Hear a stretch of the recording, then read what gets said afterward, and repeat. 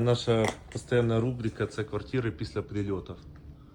Тут був чи шахет, чи герань. Цієї стіни не було. Тут, коротше, дирка. Коротше, тут тепер open space.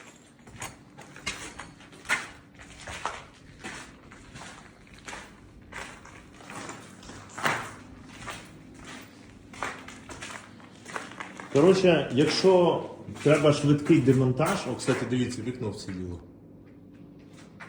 Якщо треба швидкий демонтаж, то є, коротше, методи такі дуже прогресивні і рішучі.